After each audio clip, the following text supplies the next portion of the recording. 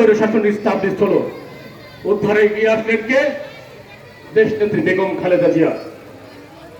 আপনারা নিশ্চয় মনে আছে 1991 সালে সম্ভবত 27 ফেব্রুয়ারিতে যে নির্বাচন হয়েছিল, সেই নির্বাচনে বাংলাদেশ জাতীয়তাবাদী দল ও ধানের শীষ 140-এর অধিক আসনে নির্বাচিত হয়ে সংসদে সংখ্যাগরিষ্ঠ আসনে নির্বাচিত হয়ে সরকার গঠন করেছিল। বন্ধুরা, ঠিক তেমনি এবার অনুষ্ঠিত হতে যাচ্ছে এই ফেব্রুয়ারি মাসে নির্বাচন।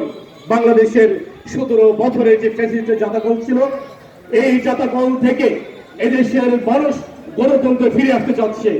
আপনাদের সামনে উপস্থিত হয়েছে সেই মহেন্দ্রক্ষণ, আবার সেই ফেব্রুয়ারি মাস।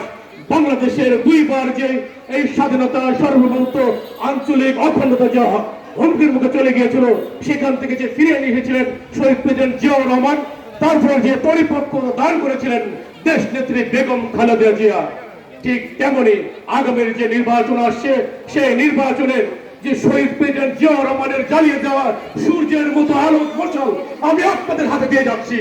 আপনারা যে সামনে নির্বাচন আসছে, এই নির্বাচনে আমাদের প্রিয় নেতা জনাব তারেক রহমানের নেতৃত্বে 31 দফার মাধ্যমে সেই মশাল জ্বালিয়ে বাংলার প্রত্যেকটা ঘরে প্রত্যেকটা মানুষের কাছে পৌঁছা দিবেন, এই আশা ব্যক্ত করে আপনাদের সবার সুস্বাস্থ্য মঙ্গল কামনা করে আমার বক্তব্য শেষ করছি। আল্লাহ হাফেজ। বাংলাদেশ জিন্দাবাদ, বাংলাদেশ জাতীয়তাবাদী দল জিন্দাবাদ। দেশনেত্রী বেগম খালেদা জিয়া দীর্ঘজীবী হোক। তারুণ্যের অহংকার জনাব তারেক রহমান জিন্দাবাদ। পার্টির প্রতিষ্ঠাতা চেয়ারম্যান